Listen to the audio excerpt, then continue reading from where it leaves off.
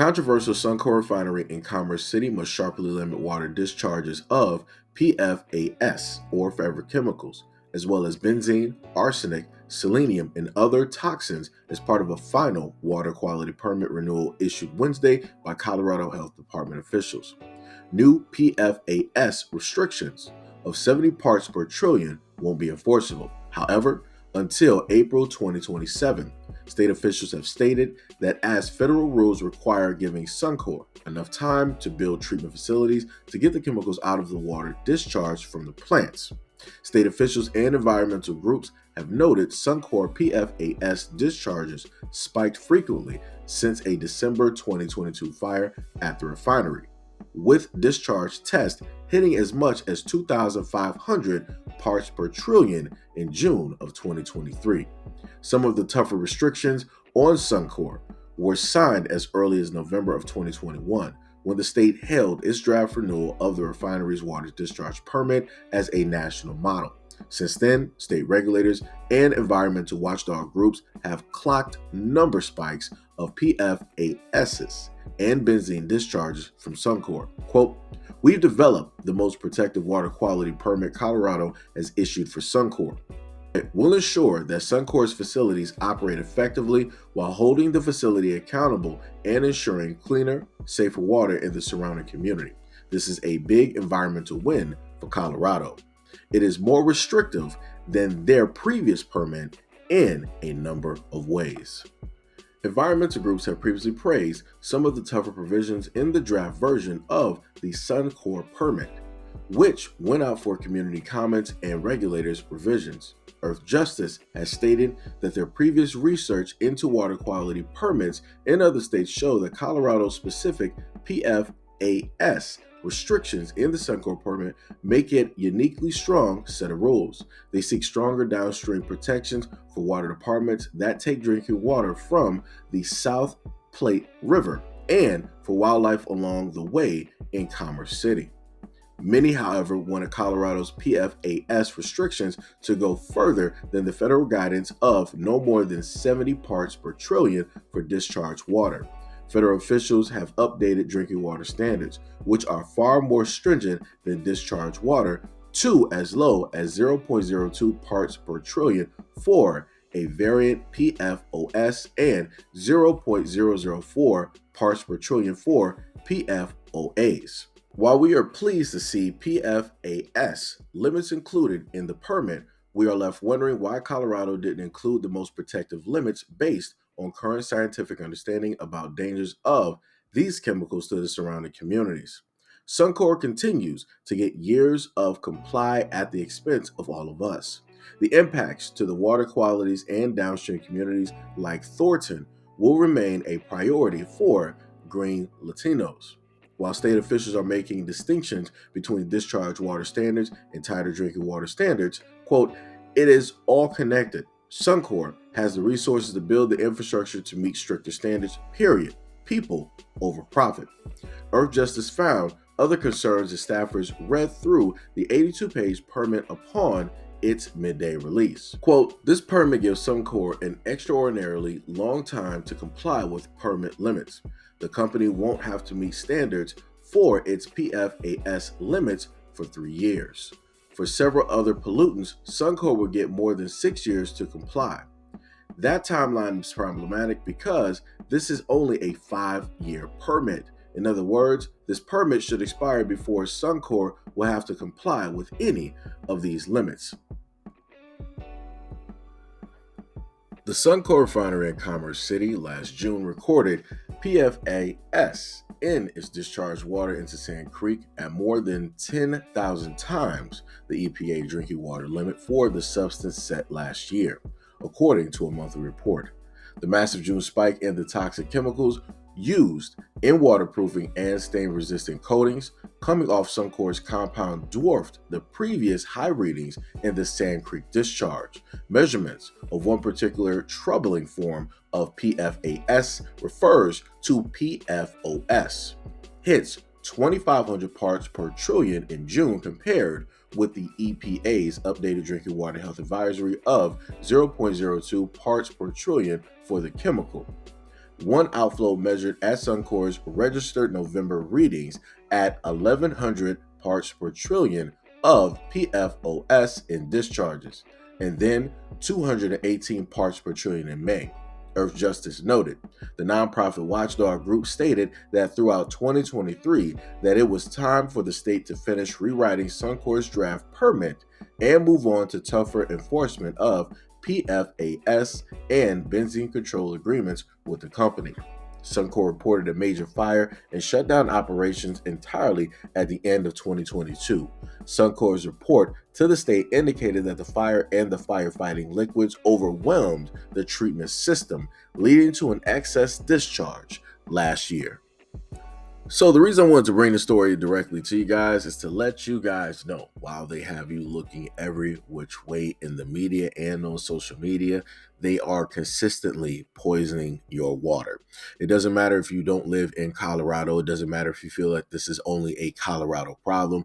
I want you guys to know that we live in if you are in America, you live in a first world country with third world problems. And a lot of the corporations out here do not care about you at all. The government does not care about you at all, because if they did, they wouldn't have certain rules and regulations where they were like, okay, well, these chemicals are bad, but you can still allow a little bit of it, directly into the water. And, as long as it's these certain parts, per trillion, it's all fine and dandy, nothing really, that much is going to, happen so quickly, maybe in 20 to 30 years down the road. But, right now, nothing is going to happen, right?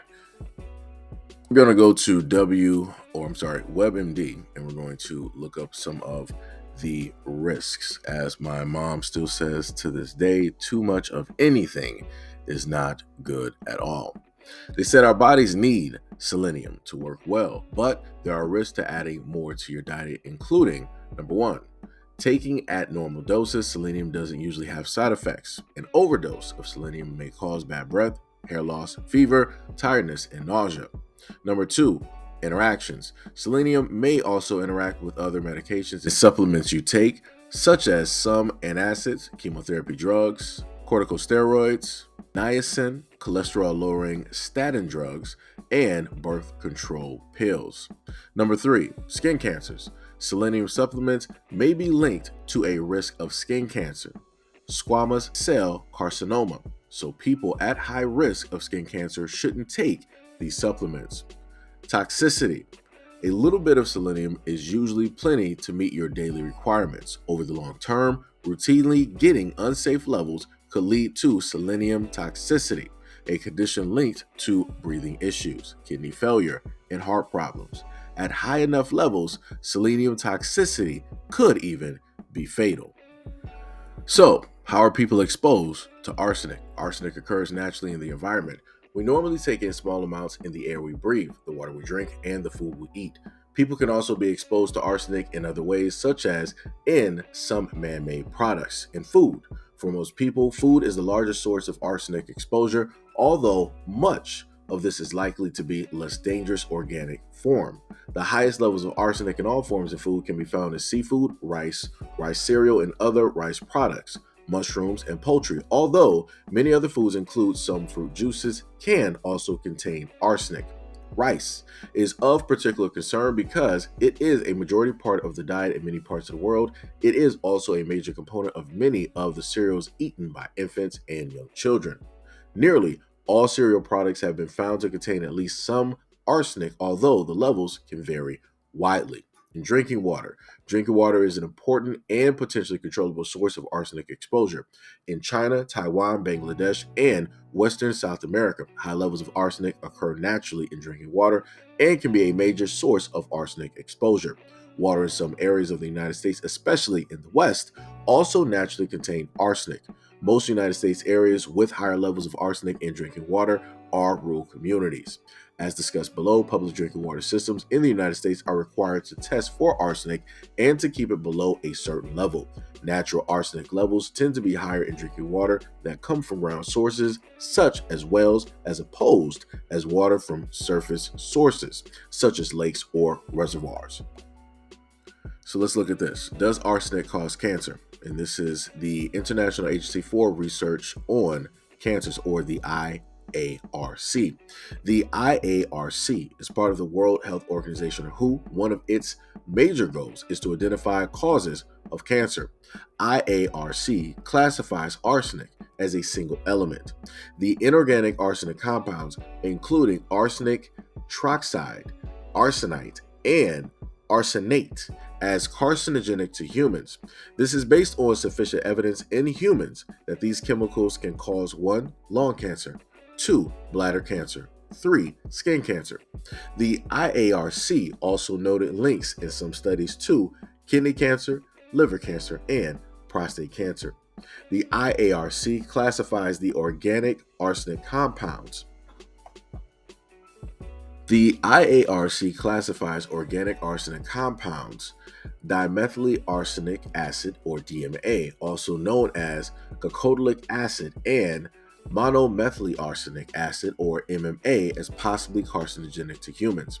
IARC classifies other organic arsenic compounds as not classifiable as to their carcinogenicity in humans. Benzene causes cancer. Exposure to benzene has been linked to higher risk of cancer, particularly leukemia and other cancers of blood cells.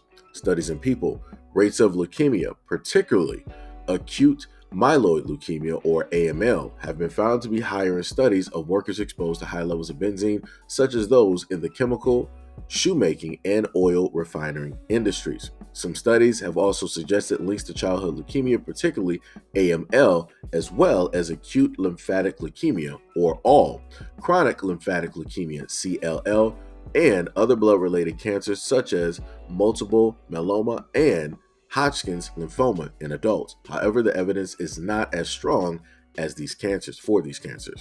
There is much less evidence linking benzene to any other types of cancers. Lab studies. When inhaled or swallowed, benzene has been found to cause different types of tumors in lab animals such as rats and mice. These results support the findings of an excess risk of leukemia in humans. However, most studies in people have not found an increased risk of cancers other than leukemia among those with higher exposures. It has been shown to cause chromosome changes in bone marrow cells in labs. The bone marrow is where the new blood cells are made. Such changes are commonly found in humans with leukemia cells. So again, the reason I'm doing this video is to make people understand that you are being experimented on. The United States government or whoever, they're allowing these chemicals to go directly into the water. So the funniest thing is, if you are to, in a sense, look up who are the main people who suffer the most, right, when it deals with certain types of cancers, you may want to look at the areas. You may want to look at if it's a small town, or if it's a town that deals with factories or certain types of chemicals, because I promise you, when you look at those studies, you look at the results, you're going to find an overwhelming amount of those people there. In and around all of those plants or those chemicals are going to suffer a lot when it deals with these chemicals going directly into the air, because they are carcinogenic. They are giving people cancer on purpose. So again, I'm just doing this to let people know that depending on where you live in the United States, both the air and the water and also the food that you breathe is leading to certain detrimental effects when it deals with your body. Your body is literally breaking down because the government is allowing a lot of these corporations to further break down your bodies. And that's not even touching on the aspect of some of these chemicals, other chemicals out there causing infertility directly in human beings. So again, they're sitting up there treating everybody. They keep telling you that they're testing these chemicals on the lab animals, but realistically, they're testing these chemicals on the wider range of the public out here, unbeknownst to them. So again, this is why stuff like this is very much important for people to actually know and digest. Again, I don't even care if only 5 people probably watch this video. At least 5 people out here know what it is that these corporations and the governments are specifically doing.